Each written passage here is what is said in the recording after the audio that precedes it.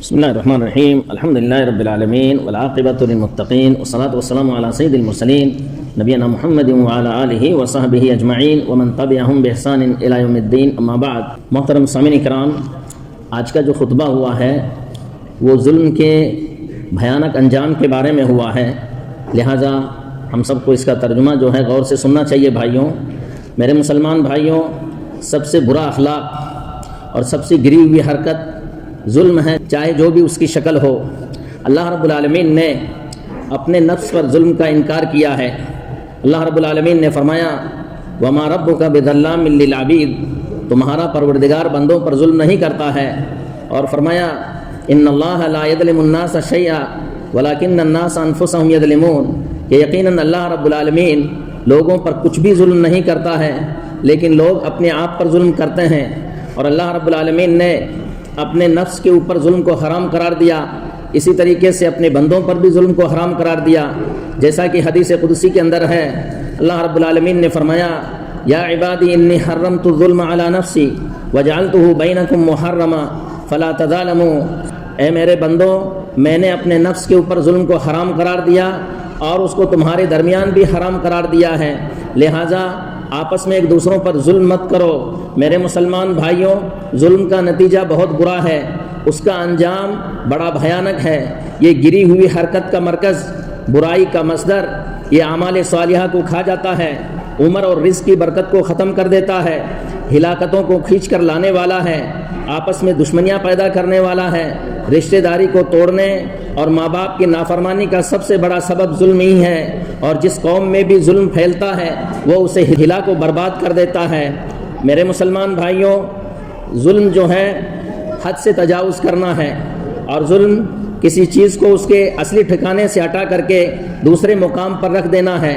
اسی بنا پر ہر ظلم اللہ رب العالمین کی نافرمانی ہے، چاہے اس کا تعلق شرک سے ہو یا بندے آپس میں ایک دوسرے پر ظلم کریں۔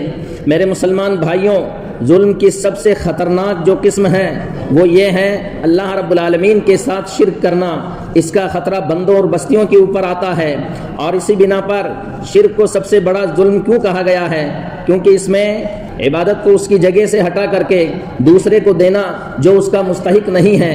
اللہ رب العالمین نے فرمایا وَإِذْ قَالَ لُقْمَانُ لِابْنِهِ وَهُوَ يَعِظُهُ يَا بُنَيَّ لَا تُشْرِكْ بِاللَّهِ إِنَّ الشِّرْكَ لَظُلْمٌ عَظِيمٌ، کہ محمد صلی اللہ علیہ وسلم اس وقت کو یاد کرو جب کہ لقمان علیہ السلام اپنے بیٹے کو نصیحت کرتے ہوئے کہہ رہے تھے اے میرے پیارے بیٹے، اللہ کے ساتھ شرک مت کرنا، کیونکہ شرک سب سے بڑا ظلم ہے۔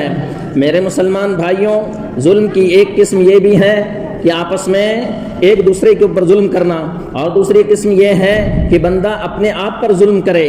وہ کیا ہے کہ فرائض اور اطاعت کے اندر سستی کرنا، اور اللہ رب العالمین کی حدود میں لاپرواہی برتنا اور نافرمانی کا ارتکاب کرنا۔ اللہ رب العالمین کا فرمان ہے وَمَن يَتَعَدَّ حُدُودَ اللَّهِ فَقَدْ ظَلَمَ نَفْسَهُ، اور جو شخص اللہ رب العالمین کی حدود میں حد سے تجاوز کرے گا، حقیقت میں اس نے اپنے نفس کے اوپر ظلم کیا ہے۔ میرے مسلمان بھائیوں، ظلم کی ایک قسم یہ ہے کہ ایک دوسرے کے اوپر ظلم کرنا، چاہے اس کا تعلق جان سے ہو یا مال سے ہو یا عزت و آبرو سے ہو یا کوئی دوسرے حقوق سے ہو۔ جابر بن عبداللہ رضی اللہ عنہما سے روایت ہے کہ اللہ کے رسول صلی اللہ علیہ وسلم نے فرمایا اتقوا الظلم فإن الظلم ظلمات یوم القیامہ، کہ تم ظلم سے بچتے رہو، کیونکہ ظلم قیامت کے دن اندھیروں کا سبب بننے والا ہے۔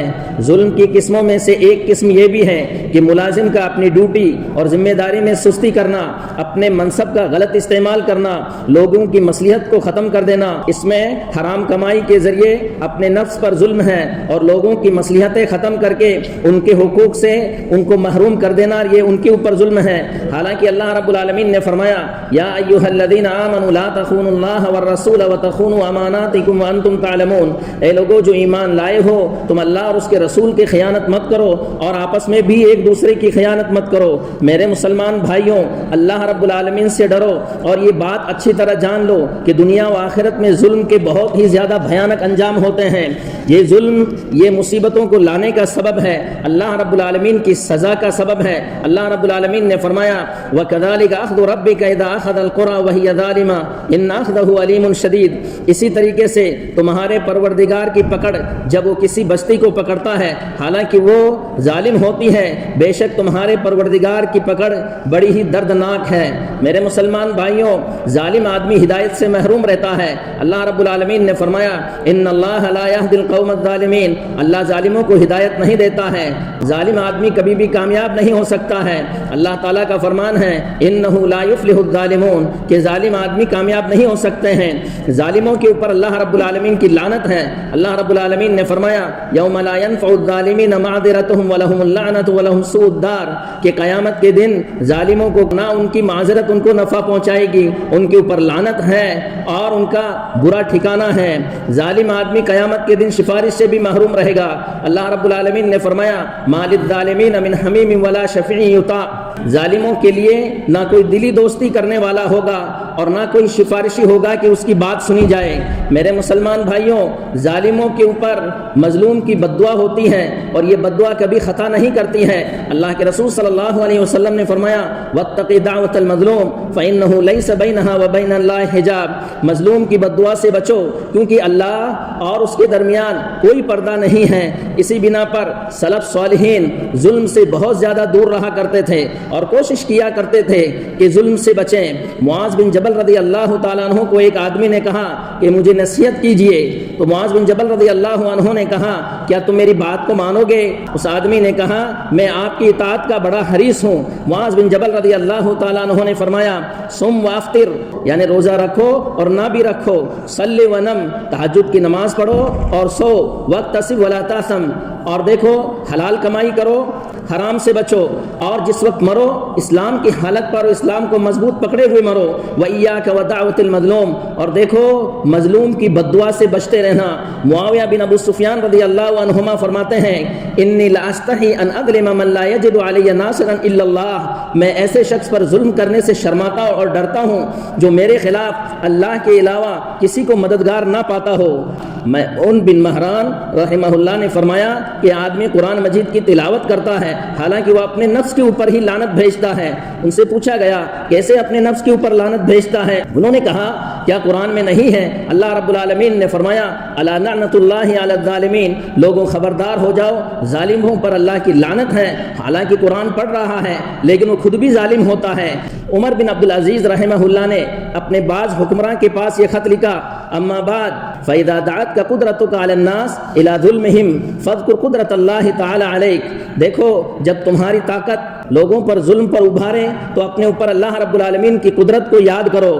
میرے مسلمان بھائیوں، جس نے بھی کسی پر ظلم کیا اس نے اپنی گردن کو اس کے حوالے کر دیا، کیونکہ اللہ کے رسول صلی اللہ علیہ وسلم نے فرمایا اتقی دعوت المظلوم فانہا لیس بینہا وبین اللہ حجاب، مظلوم کی بد دعا سے بچتے رہنا کیونکہ اللہ اور اس کے درمیان کوئی پردہ نہیں ہے۔ لا تظلمن اذا ما كنت مقتدرا فالظلم ترجع عقباه الى الندم، تنام عیناک والمظلوم منتبہ یدعو علیک وعین اللہ لا تنم، جب تم طاقتور ہو تو کسی پر ہرگز ظلم مت کرنا کیونکہ ظلم کا انجام بہت ہی زیادہ برا، ندامت اور افسوس ہے۔ تمہاری آنکھیں نیند میں ہوتی ہیں مگر مظلوم بیدار ہوتا ہے، وہ تم پر بد دعا کرتا ہے اور اللہ کی آنکھ سوتی نہیں ہے۔ میرے مسلمان بھائیوں، اللہ کے رسول صلی اللہ علیہ وسلم کی اس نصیحت پر عمل کرو من كانت عنده مظلمة لأخيه فليتحلل منها فإنه ليس ثم دينار ولا درهم من قبل أن يؤخذ لأخيه من حسناته فإن لم يكن له حسنات أخذ من سيئات أخيه فطرحت عليه۔ اللہ کے رسول صلی اللہ علیہ وسلم نے فرمایا کہ جس کا تمہارے اوپر حق ہو اس کو معاف کروا لو اس دن کے آنے سے پہلے ہی کہ جس دن نہ دینار ہوگا نہ درہم ہوگا۔ جو فیصلہ کیا جائے گا وہ اعمال صالحہ کے حساب سے کیا جائے گا، تمہارے اعمال صالحہ اس کو دیے جائیں گے جن پر تم نے ظلم کیا، اور اگر تمہارے اعمال صالحہ ختم ہو گئے تو اس پانیاں تم پر ڈالی جائے گی اور تمہیں جو ہے جہنم میں پھینک دیا جائے گا۔ اس کو بخاری نے روایت کیا ہے۔ اے اللہ ہمیں تو ظلم سے بچا، ہمیں عدل و انصاف کی توفیق دے اور ہمیں ان لوگوں میں سے بنا جو عدل و انصاف سے کام لیتے ہیں۔ آمین۔ وآخر دعوانا ان الحمد للہ رب العالمین۔ جزاکم اللہ خیرا، والسلام علیکم ورحمۃ اللہ وبرکاتہ۔